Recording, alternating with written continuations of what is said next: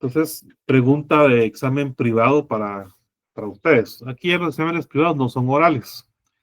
Yo cuando daba clases en una universidad privada, pues sí habían antes, ahora ya lo quitaron. Había exámenes privados y había una parte oral. El examen escrito tenía una ponderación y la parte oral tenía otra. Y entonces me tocaba examinar de privados del área de economía a los estudiantes de auditoría. Y entonces, pues yo al principio pues no sabía cómo examinar de privado en el área de economía en auditor. Y pues lo que yo hice fue pues hablar con conocidos auditores, escribirles y preguntarles, mira, en el desempeño de tu profesión como auditor, ¿qué temas económicos te sirven? ¿Verdad? ¿O qué tiene que ser un auditor de economía en el desempeño de su profesión? Y entonces, pues habían muchos comentarios, pero en general, pues me hablaban de que tenía que conocerse mucho sobre los intereses. Entonces, yo algunas veces empezaba para los auditores, que era algo sencillo, ¿va? Pero eran cosas de economía muy puntuales. Empezaba a veces con esta pregunta que les planteo ahora a ustedes. ¿Quién fija las tasas de interés en Guatemala? Entonces, no sé si alguien quiera opinar. Si no estoy mal, es el mercado. Sí, gracias, Edgar Jonathan. Es el mercado. No es el banco, no es, sino que es el mercado. Ahí vamos a ir viendo que hay una amplia variedad de tasas de interés. Incluso los bancos del sistema, unos tienen tasas altísimas, exageradas, y otros tienen unas tasas un poco más considerables, más factibles. Entonces, si hay tasas de interés tan altas, ¿por qué hay gente que demanda esos créditos si son tasas de interés tan altas? A ver, esa pregunta va para todos. A ver quién me puede En mi caso, compartir su comentario. licenciado, disculpe, en mi caso, estábamos hablando con mi padre sobre eso. También uno de los factores sería la inmediatez con la que te los dan. Muy bien, gracias. La inmediatez con que se los dan. A ver, Jonathan, Edgar, Jonathan. El factor riesgo. Es por eso que Muy, la tasa de interés es alta. Un cliente muy de bien, alto riesgo conviene cobrar primero los intereses del principio. muy bien, gracias. Así es. ¿De qué depende el interés del riesgo? O sea, al final del día, el interés está en función del riesgo. A mayor riesgo, mayor tasa. Entonces, las tasas de interés las fija el mercado. Y la ley de bancos y grupos financieros dice en el artículo 42, los bancos autorizados conforme a esta ley pactarán libremente con los usuarios las tasas de interés, comisiones y demás cargos que apliquen en sus operaciones y servicios. Eso de pactarán libremente me suena a mí utópico. Sin embargo, pues a ustedes nadie los obliga ni les ponen algo por la fuerza para que acepten una tasa de interés o acepten un crédito. Entonces, la gente pues sabe de que si se va a meter a X o Y banco, pues las tasas van a ser más altas y va a ser más inmediata la entrega de ese dinero. Entonces, la tasa de interés la fija el mercado. Aquí está este artículo que puede responder a eso o sustentar lo que se está diciendo. Y también, como bien acaba de decir Jonathan, el interés está en función del riesgo. Entonces, las operaciones activas, ya hemos dicho, son los préstamos, es cuando se cobra una tasa de interés activa, y las operaciones pasivas de los bancos son los depósitos. Antes de continuar con eso, quiero hacer otra pregunta, porque en esa dinámica de preguntas hacia ustedes vamos a ir todos aprendiendo de todos un poco. Quiero que me digan en un banco qué es un producto y un servicio financiero, porque a mí las actividades de banca me dan la impresión de que son servicios, a mí no me dan ningún producto. Sin embargo, uno ve que los bancos tienen productos y servicios financieros. Entonces, no sé, yo sé que hay algunos aquí que están versados en el tema bancario que trabajan en banco y ahí escuchamos a Jonathan, ¿cuál es su comentario? Un producto se le puede considerar tal vez una cuenta bancaria, un préstamo, mientras que un servicio puede ser una transferencia, por ejemplo. Muy bien, ahí están la respuesta con ejemplos. ¿Alguien más?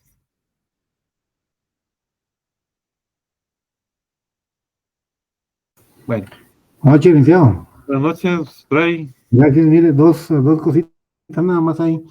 Eh, lo de las tasas de interés, yo recuerdo que hace unos años, pero no sé si todavía existe el Banco de Antigua. Esos daban unas tasas de interés, o sea, cobraban unas tasas de interés altísimas. Eran como 60% mensual. ¿verdad? Entonces, también ahí había como dicen los compañeros, ¿verdad? Que pues tiene que ver muchas situaciones, ¿verdad? Como el riesgo y otras, ¿verdad? Pero yo creo que también el banco veía ahí cierta oportunidad de negocio, ¿verdad? Por el asunto que los bancos tradicionales tienen, son muy estrictos para dar crédito, ¿verdad? Entonces tal vez ellos vieron oportunidad de negocio. Pero a mí sí me llamaba mucho la atención eso, ¿verdad? Que eran unas tasas, pues yo consideraba demasiado altas, ¿verdad? Porque eran 60% mensual. Pero como digo, yo no sé si ¿Anual o todavía, mensual? no, mensual, 60% mensual, o sea, eran como mensual. 700 anuales. Ajá, sí, sí. No, yo digo que era anual, la tasa anual. Pues Igual, yo sí recuerdo que era así mensual, ¿verdad? Bueno, ala, pero sí, bueno, el de tema es todas de que era maneras era altísimo. alta, ¿no? Sí, Sí, era alta la tasa, ¿verdad? bueno, Ahora, ujú. sí. Ahora, ¿cuál fue la otra pregunta, Lick, que usted hizo? Disculpe. La diferencia entre un producto y un servicio financiero en un banco, Ah, ya, sí, sí. Pues parece que es una... nivel de ingresos aproximado, toda esa información que tienen los bancos ustedes van a sentir que están pagando mucho. Y si ustedes están del otro lado del mostrador, están del lado del banco, son empleados del banco. Entonces ustedes lo van a ver como que es poco, como que la gente no paga. Y a veces la gente, y tal vez me estoy desviando un poquito del tema, es de que a mí a veces me da risa. Yo fui empleado bancario, fui cajero también, en fin. Y fíjense que a veces la gente dice, ah, yo soy banquero. ¿Y de qué trabajas en el banco? Yo soy cajero. Miren, jóvenes, los banqueros son los dueños del banco, los de la junta directiva. Ellos son los banqueros. Los demás son empleados bancarios. Así de sencillo. Y por eso el 1 de julio es el día del empleado bancario. No quiere decir que usted, porque sea cajero, sin subestimar, por supuesto, ¿verdad? Sea cajero del banco, es banquero, ¿verdad? Sino que es empleado bancario. Bueno, el interés nominal es el rendimiento por cada quetzal invertido. Se refiere al retorno de los ahorros en términos de la cantidad de dinero que se obtiene en el futuro para un monto dado de ahorro actual. Y el interés real es la tasa de interés nominal menos la tasa de inflación. Algo de eso hablamos ayer. Mide el retorno de los ahorros en términos del volumen de bienes que se pueden adquirir en el futuro con un monto dado de ahorro actual. También recuerden ustedes de que ayer lo mencionamos, pero no está aquí implícito porque eso varía en cada país. El impuesto que es de productos financieros. Usted hace una inversión y entonces le pagan una tasa de interés. Pero al terminar la inversión y le pagan sus intereses, a ese monto de ganancia de intereses que usted tuvo, le aplican un porcentaje, creo que es el 10%, ¿verdad, Fred? Que es el impuesto sobre productos financieros. Entonces, el Así es interés, el 10, muy bien. 10%. Entonces, el interés real es simplemente la tasa de interés menos la tasa de inflación. Entonces, ayer hablábamos algo, ¿se recuerdan cuando se mencionaba lo de la herencia y qué renta debería de cobrar uno si va a alquilar una casa? Entonces, verlo en términos reales es ya quitarle la tasa de inflación, porque si yo voy a invertir dinero en un banco, pero me pagan por debajo de la tasa de inflación, entonces yo voy a estar perdiendo. Entonces, ese tasa de interés real tiene que ser positivo. También con lo que dijimos hace un rato, que por qué hay bancos que tienen tasas de interés tan altas, como al chas chas, porque miren, a la gente como le envuelven es de una forma muy sencilla. La gente mira un electrodoméstico, pensemos en una lavadora, y entonces la lavadora le dicen, mire, le dice el vendedor, ¿verdad? Mire, esta lavadora usted lo va a adquirir en cuotas quincenales o semanales de tanto. La gente se calcula, va y dice, yo 100 quetzales o 200 quincenales o semanales, qué sé yo, si los puedo pagar. Y entonces la gente adquiere el bien y entonces con pagos tan bajos sale la deuda en un plazo más largo. Pero al final si hace cuenta la gente cuánto costaba el bien, cuánto pagó intereses y se saca la tasa o el rendimiento, entonces ahí es donde surgen esas tasas tan altas. Pero la gente muchas veces no se da cuenta. Solo le hablan de las facilidades y le dicen, mira, aquí no vamos, la gente dice, ¿cuánto es el interés? Y aquí no hablemos del interés, le dicen, aquí hablemos de las facilidades que usted va a tener para pagar.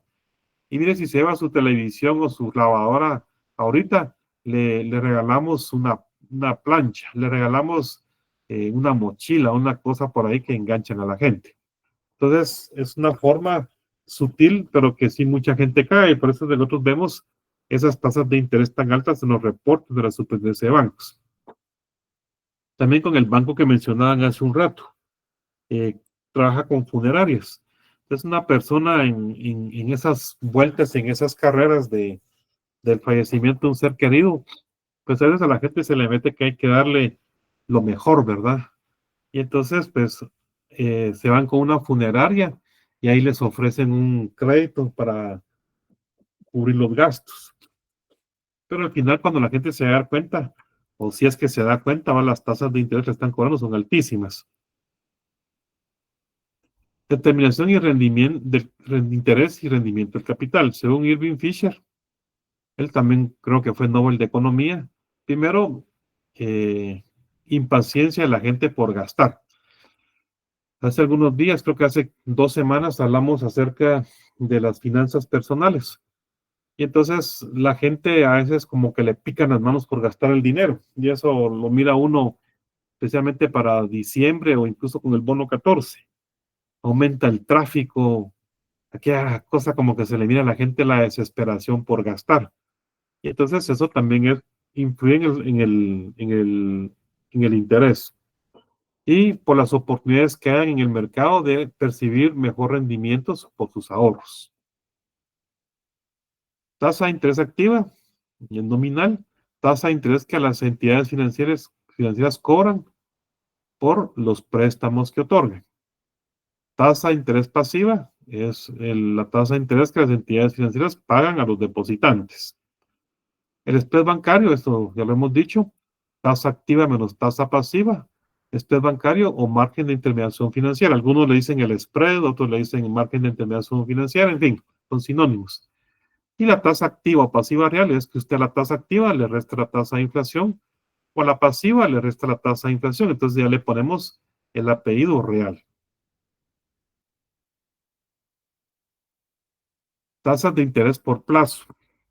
Entonces tenemos nosotros corto, mediano y largo plazo.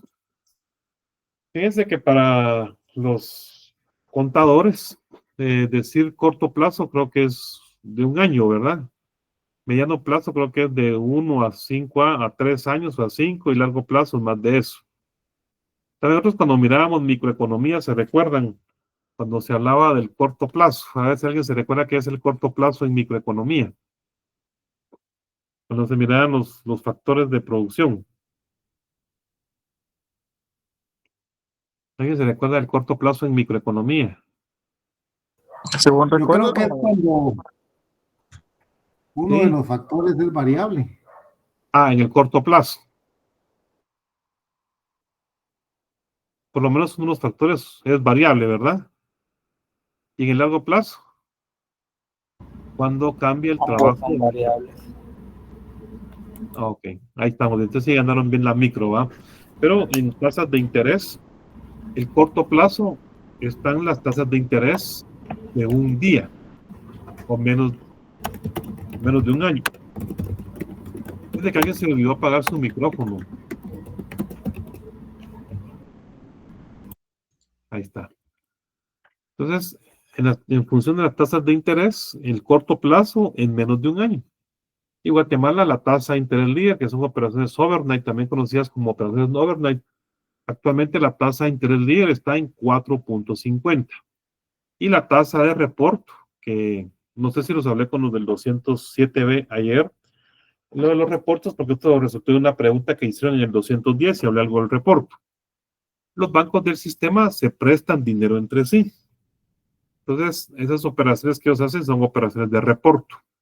Y la característica de las operaciones de reporto es de que es un plazo muy corto, 7 días, un día, 7 días. Entonces se prestan dinero a un plazo muy corto, hacen una operación de reporto y actualmente en promedio la tasa de reporto es de 4.30%. Van casi de la mano con la tasa de interés líder. Entonces cuando uno grafica ambas, la tasa de reporto y la tasa de interés líder, en un año o más tiempo, fíjense que en la gráfica se miran casi pareja las dos tasas de interés. Y de hecho, de paso, quiero hacer un comentario. Consta que si estoy explicando las tasas de reporto. Fíjense que tuve una experiencia un poco incómoda hace unos años en la pandemia, porque una persona, estudiante, cerró Pensum y quería hacer su tesis. Y entonces dijo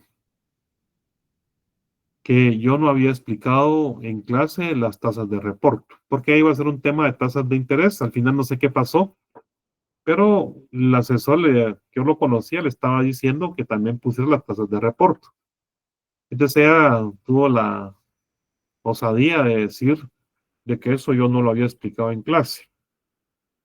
Y entonces, como todos se saben, esta vía, entonces ella me escribió y me pidió las tasas de reporte. Entonces yo le dije dónde buscarlas, ¿verdad? Y entonces, mándemelas usted porque no las encuentro, me dijo. Entonces yo ahí le hice saber de que, y le enseñé esta diapositiva, de que sí había explicado en clase en más de alguna oportunidad, que son las tasas de reporto. Yo ahí recalco en eso, y aquí lo puse en color azul. Y las tasas de reporto son las tasas de interés de muy corto plazo, más o menos de 1 a 7 días, que los bancos del sistema se cobran entre sí. Y es muy parecida a la tasa de interés líder. La tasa de interés líder en realidad es por las operaciones de extensión monetaria, las OEM, que también son conocidas como operaciones overnight. También las tasas de mediano plazo, entonces ahí sí, son las de un año.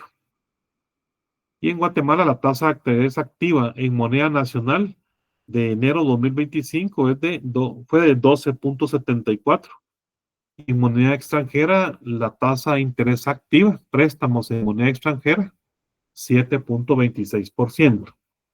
La tasa pasiva en moneda nacional a enero 2025 fue de 5.18 y en moneda extranjera de 4.05%. A ver, ¿quién me dice cuánto fue el spread bancario en enero 2025 en la tasa de interés en moneda extranjera?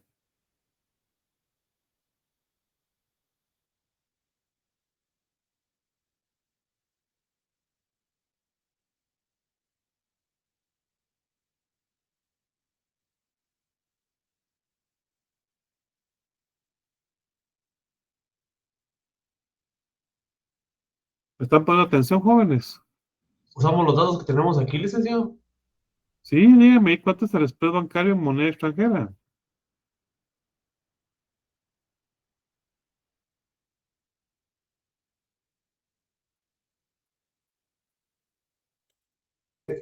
A mí me dio 3.21. A mí me dio 3.24. 7.26 menos 4.05, ¿verdad? Sí, me dio 3.21. Ahorita lo volví a Ah, sí, verificar. sí, es cierto, gracias. 3.21, 7.26 menos 4.05, 3.21 fue la tasa, el spread bancario o margen de intermediación financiera en moneda extranjera. Entonces también hay préstamos que otorgan los bancos del sistema en moneda extranjera y también hay captaciones o depósitos en moneda extranjera. Entonces también está la tasa tanto en moneda nacional como en moneda extranjera.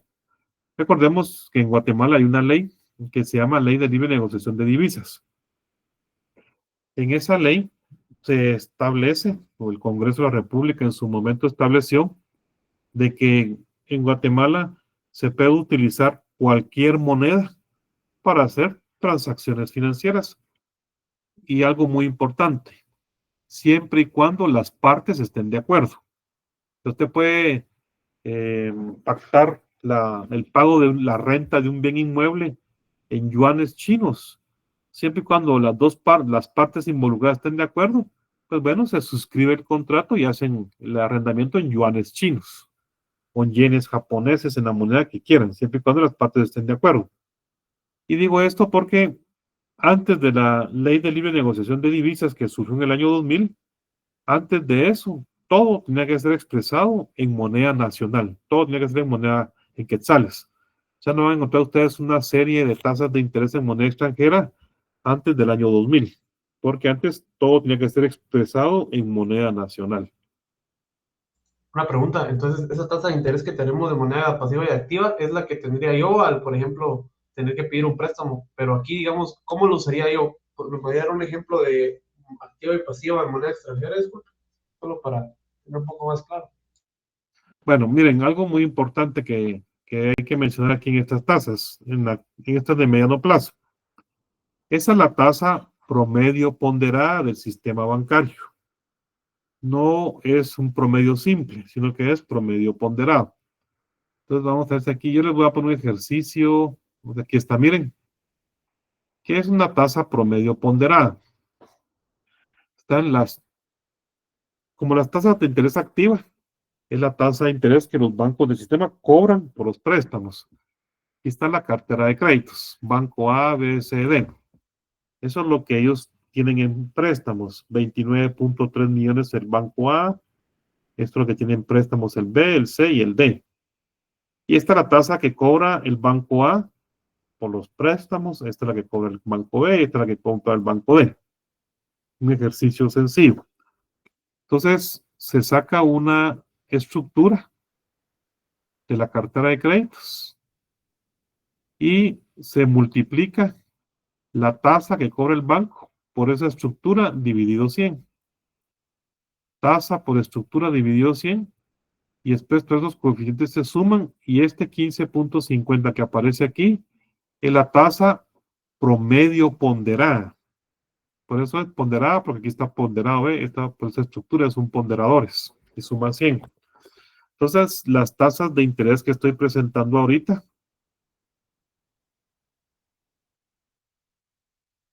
estas son promedio ponderado del sistema bancario. No quiere decir de que vas a llegar vos al banco X y vas a decir, miren, es que el Banco Guatemala dice que la tasa de interés que yo tengo que pagarle a ustedes por el préstamo es tanto. Porque se lo mandan a freír espárragos y le van a decir, váyase a otro banco que aquí cobramos tal tasa. Entonces la tasa que aparece aquí es promedio ponderado del sistema bancario. Y entonces esta tasa que aparece aquí que les estoy presentando es un cálculo que hace el Banco de Guatemala con la cartera de créditos de todos los bancos del sistema y con las tasas promedio que ellos cobran. Entonces así fue como estructuró y estableció, bueno, cuánto es la tasa 3 activa, cuánto es la pasiva, cuánto es en moneda nacional, cuánto en moneda extranjera, pero es promedio ponderado. Entonces yo más adelante, creo que el martes, ya les voy a poner un ejercicio para que ustedes lo hagan y se den cuenta cómo se obtiene un promedio ponderado. Hoy me adelanté un par de diapositivas por la pregunta que hace Josué. Gracias, licenciado. Muy bien, esa es la tasa promedio ponderado y es una referencia. ¿Oyeron? No estoy diciendo que esa es la tasa que cobran. Hay unas tasas de 80, de 60, sino que este es un promedio ponderado. Entonces, los bancos más grandes, que son los que tienen la cartera de créditos más alta, entonces su tasa va a influir más en el promedio ponderado, porque son ellos los que tienen el ponderador más alto, ¿verdad?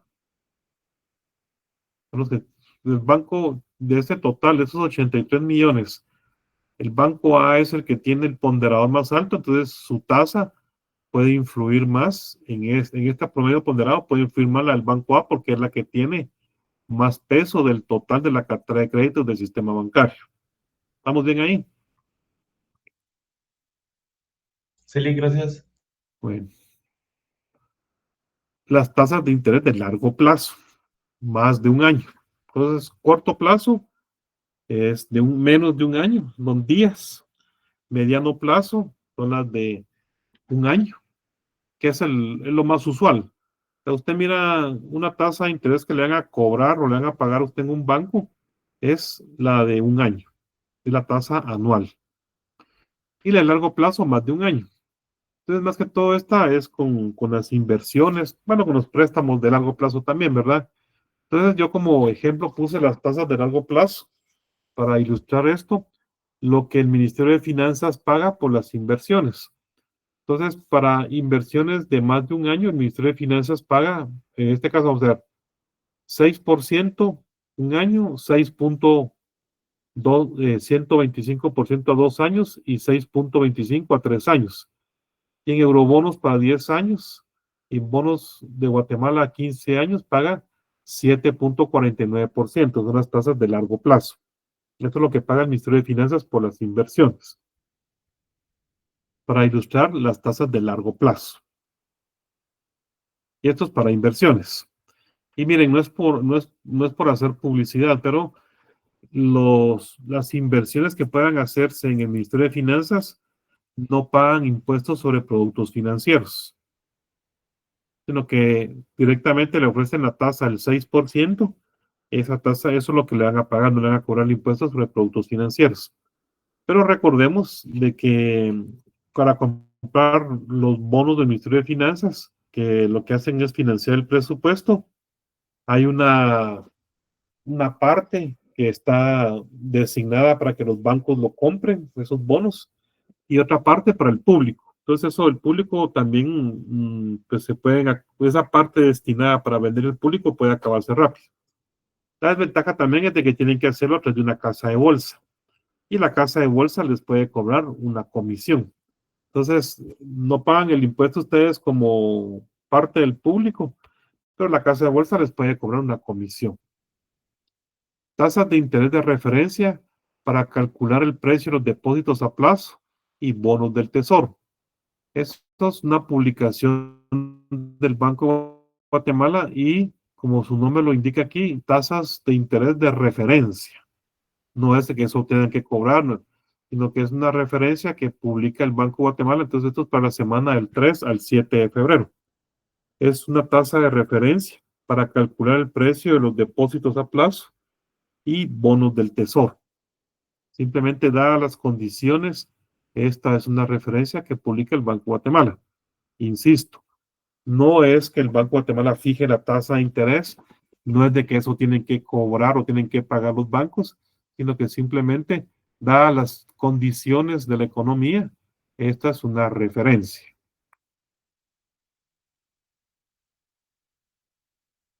Muy bien.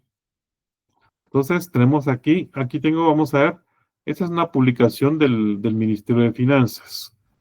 Entonces, por 10,000, 6%, libre de impuestos, es lo que ellos dicen de los bonos que vende el Ministerio de Finanzas. Y esto es reventa.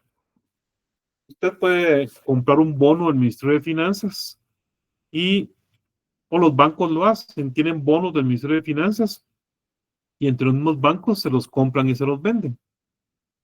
Y entonces es una opción de reventa. Y lo que dije hace un momento, esta publicación del Ministerio de Finanzas, está en la página del Ministerio de Finanzas, libre de impuestos. Lo único es de que lo hacen a través de casas de bolsa, es donde lo pueden a uno cobrar una comisión. Tasas de interés, otras tasas de interés. Tasas de interés, miren esto, promedio ponderado en moneda nacional. Entonces, el promedio ponderado en moneda nacional del sistema bancario para préstamos al 30 de enero de 2025 era 12.78, que es la tasa activa, que es lo que dijimos a 12.74. Vamos a revisar. Que esto es el 30 de enero y esta publicación que yo tomé aquí fue el 31 de enero. Modificaron en un día, miren, 12.74, 12.78. Otro es el 31 de enero y esto es el 30 de enero. Y al 23 estuvo 12.78 y el 31 de diciembre cerró en 12.71. O sea que la tasa para préstamos promedio ponderado del sistema bancario aumentó en un mes. Aumentó 7 puntos básicos. Ojo con esta terminología. No es lo mismo decir puntos básicos que puntos porcentuales. Si fueran puntos yo les digo, la tasa, vamos a ubicarnos en el 31 de diciembre. Veremos esta de los puntos porcentuales. Al 31 de diciembre la tasa activa era de 12.67% o 12.67 puntos porcentuales. Y los puntos básicos son del punto a la derecha. Entonces, si lo miramos, la tasa activa total del 31 de diciembre al 30 de enero de 2025 subió 13 puntos básicos. De 0.67 subió a 0.74. No, entonces fueron 7 puntos básicos. La tasa de interés activa promedio ponderado del sistema bancario en enero 2025, el 30 de enero de 2025 respecto al 31 de diciembre de 2024 subió 7 puntos básicos. Entonces me estoy refiriendo a esas décimas de punto, ¿verdad? De 12.67 a 12.74, 7 puntos básicos. O 0.07 puntos porcentuales. ¿Me explico? ¿Estamos bien con esa diferencia? ¿Estamos bien, jóvenes? ¿Sí? Pero claro, Lo que son puntos básicos y puntos porcentuales. Bueno, entonces la tasa de interés activa promedio ponderada para documentos descontados fue de 6.98. Alguien que esté en el ámbito financiero que nos diga qué son los documentos descontados.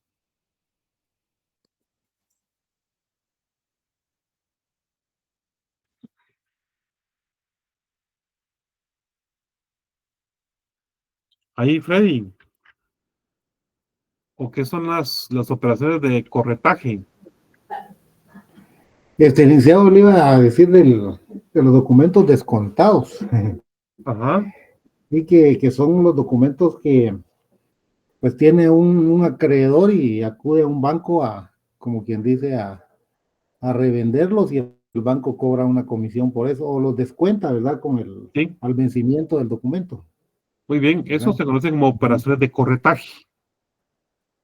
Entonces, uno lleva, por ejemplo, alguien me debe a mí lo de una factura, por decir algo, yo produzco jabones. Y entonces hay un cliente que me debe a mí 1 millón de quetzales y yo le extendí una factura. Entonces él me debe lo de esa factura. Entonces yo voy a un banco y les digo, miren, fíjense que este cliente me debe a mí 1 millón de quetzales, pero me urge el dinero porque necesito pagar X o Y cosa. Entonces ellos me pueden hacer el cobro de un interés. Y a este cliente, si yo le cobro intereses por lo que me debe, entonces voy con el banco retiene la factura, me da a mí el valor de la factura, entonces ya después el cliente tendría que pagarle al banco. Esa sería una operación de corretaje. También conocido contablemente como documentos descontados. Y contablemente es una operación de activo, de pasivo, de pérdida o ganancia, Freddy.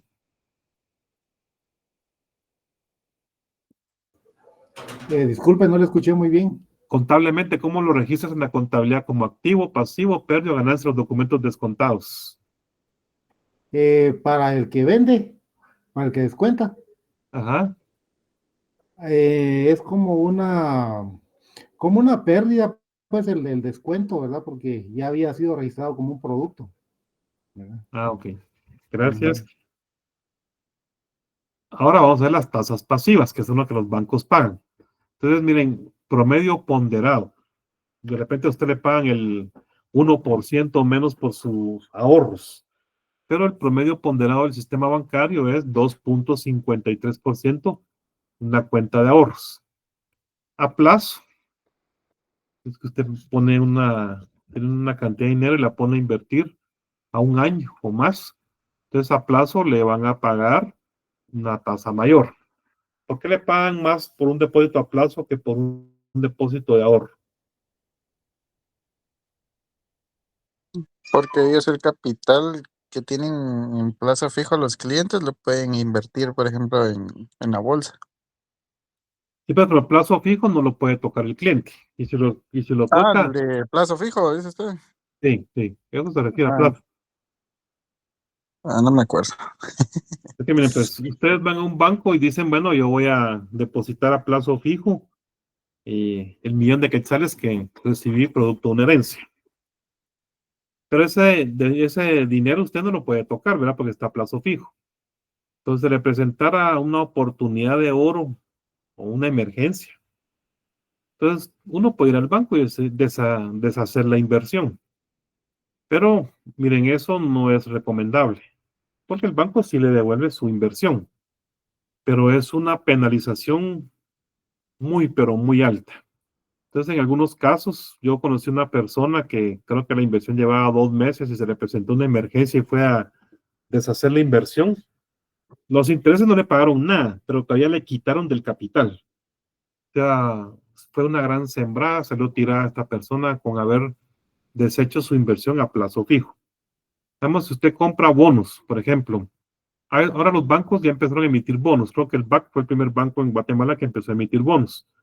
Es como una inversión a plazo fijo, solo que en el caso de un bono, pues es de renta fija, como que fue una inversión a plazo fijo, y entonces a usted le dan un documento.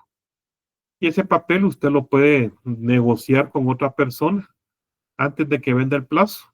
Y esa otra persona usted le da el dinero más algunos intereses y esta otra persona cobra el monto total del cupón. Así se le conoce como el cupón o los intereses.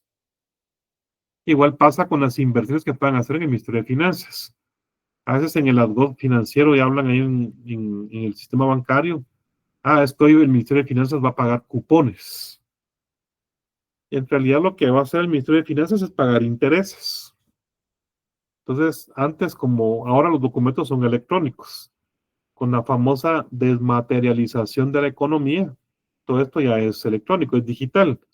Entonces se quedó todavía el nombre cuando pagaban los intereses, pero en realidad antes las láminas que extendía el Ministerio de Finanzas, todas las inversiones, o los documentos, entonces venían unos cupones y usted se los arrancaba y cada vez que le iban a pagar intereses se entregaba un cuponcito. Entonces por eso dicen, hoy va a pagar cupones el Ministerio de Finanzas. Es porque va a pagar intereses.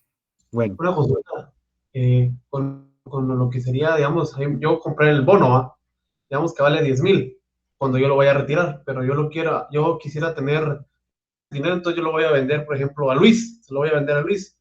Pero ¿cómo sería eso? ¿Se lo vendo al valor completo más los intereses o cómo se vende eso? Como se pongan de acuerdo. Como se pongan de acuerdo. O sea, los bancos, por ejemplo, a veces tienen bonos del Ministerio de Finanzas.